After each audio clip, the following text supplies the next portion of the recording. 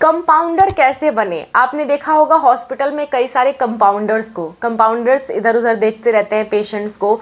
तो कंपाउंडर कैसे बने? कोई स्टूडेंट अगर पढ़ने में उसका बहुत ज़्यादा मन नहीं लगता है और वो चाह रहा है किसी तरह जल्दी से मैं मेडिकल फील्ड में सेटल हो जाऊँ, तो कंपाउंडर एक बेटर ऑप्शन हो सकता है उसके लिए। इसमें फ़ीस भी कम लगती है, इसमें पढ़ाई भी ज़्यादा नहीं करनी पड़ती है, कोई कंपटीशन एग्ज़ाम की आपको तैयारी नहीं करनी पड़ती है, टफ कंपटीशन एग्ज़ाम की आप चाहो तो दे सकते हो, लेकिन डायरेक्ट एडमिशन भी होते हैं और बहुत ही छोटा सा कोर्स होता है, 2 साल का 1.5 साल का कोर्स होता है ये। आराम से इस कोर्स को करके आप जॉब पा सकते हो। हाँ, लेकिन ये बात मैं कहूँगी कि जो जॉब है वो 10,000 से 15,000 या मैक्स टू मैक्स 20,000 तक आपको सैलरी देगी, क्योंकि कंपाउंडर हो तो इतनी ही सैलरी आप एक्सपेक्ट करो। जो भी कोर्स आसान है, जो भी कोर्स ईजिली आपको एडमिशन मिल जा रहा है, जाहिर सी बात है उसमें सैलरी बहुत ज़्यादा तो नहीं मिलेगी, पर आप स्टेबल होना चाहते हो थोड़ा सा तो इसकी तरफ जा सकते हो। फिर आगे कुछ और भी सोच लेना, आपकी मर्जी।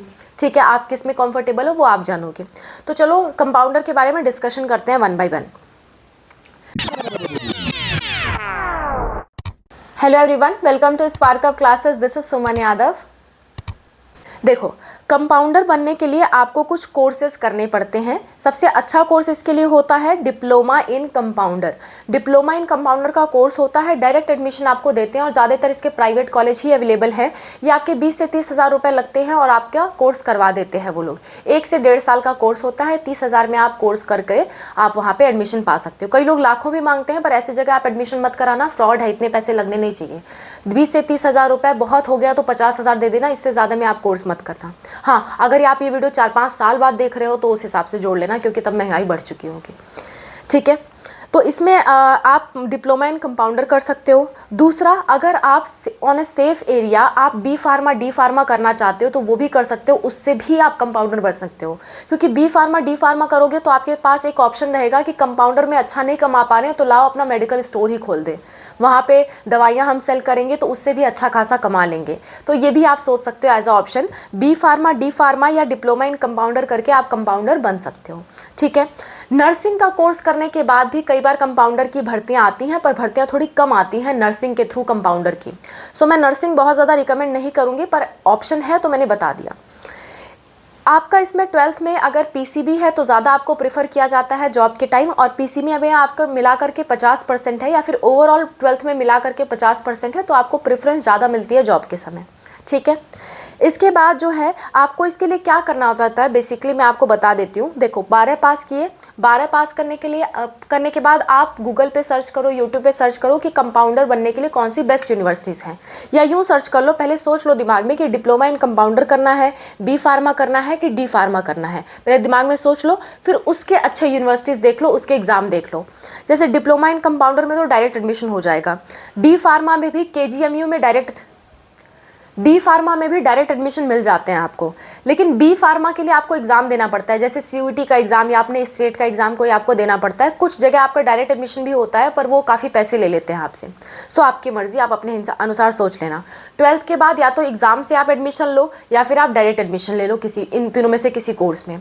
फिर अपनी पढ़ाई पूरी करो। पढ़ाई पूरी करने के लास्ट ईयर में जब आप होगे तो sarkariresult.com एक वेबसाइट है, वहाँ पे आपको लगातार गवर्नमेंट जॉब की अपडेट मिलती हैं। कोई भी सरकार की तरफ से भर्ती आएगी तो वहाँ पे नोटिफिकेशन निकला होगा, आप पर डे चेक कर सकते हो आराम से। sarkariresult.com डालोगे तो एक पेज खुल करके आएगा, उसमें लेटेस्ट जॉब लिखा होगा, वहाँ पे आपको सरकारी नौकरी की नोटिफिकेशन मिल जाएगी। जब भी कोई आवेदन आता है उसे आप भर दो। भरने के बाद कई बार एग्ज़ाम होता है या फिर कई बार डायरेक्ट इंटरव्यू के बेसिस पे आपको रख लिया जाता है। आपकी स्किल्स वगैरह देखी जाती है कि आपको क्या क्या आता है, क्या नहीं आता है, आपने क्या पढ़ाई की है, ये सब देखा पूछा जाता है, और उन्हें लगेगा कि आपने सही से पढ़ाई की है तो आपको गवर्नमेंट जॉब पे रख लिया जाएगा। गवर्नमेंट जॉब अगर आप कर लेते हो तो आपको 20 से 30,000 तक की सैलरी मिल जाती है एज अ कंपाउंडर। नेक्स्ट बात ये होती है कि अगर मान लो गवर्नमेंट में नहीं मिला तो कोई भी आसपास के हॉस्पिटल्स में आप पता करो, वहाँ अपना रेज्यूम बना के दे दो कि हमने ये पढ़ाई की है, अगर वैकेंसी है तो हमें नौकरी दे दें। तो 4-10 जगह 15 जगह आप कॉन्टैक्ट करो, कहीं ना कहीं आपको जॉब मिल जाएगी। कंपाउंडर की ज़रूरत आए दिन पड़ती ही रहती है। ठीक है। सो ये पूरा प्रोसेस होता है कंपाउंडर बनने का। आई होप मैंने आपका डाउट क्लियर कर दिया है। फीस की बात एक बार फिर से कर लेते हैं। फीस आपकी 30,000 से मैक्सिमम 50,000 तक जाएगी और 1.5 साल का 1 से 1.5 साल का कोर्स होता है। बहुत हो गया, प्रैक्टिकल नॉलेज इंटर्नशिप वगैरह करके 2 साल हो जाएगा। 2 साल के अंदर आपका कोर्स खत्म हो जाएगा। सैलरी प्राइवेट हॉस्पिटल में मैक्स टू मैक्स 20,000 तक मिल सकती है। बहुत हो गया, खींच खाच के कोई बहुत अच्छा हॉस्पिटल मिल गया तो 30,000 मिलेगी, अदरवाइज 20,000 तक ही रहती है। और गवर्नमेंट हॉस्पिटल मिला तो भी 30,000 तक आपकी सैलरी हो जाती है। So that's all about the video. और कोई दिक्कत, कोई परेशानी है किसी भी टॉपिक से रिलेटेड, आप कमेंट में मेंशन करिए।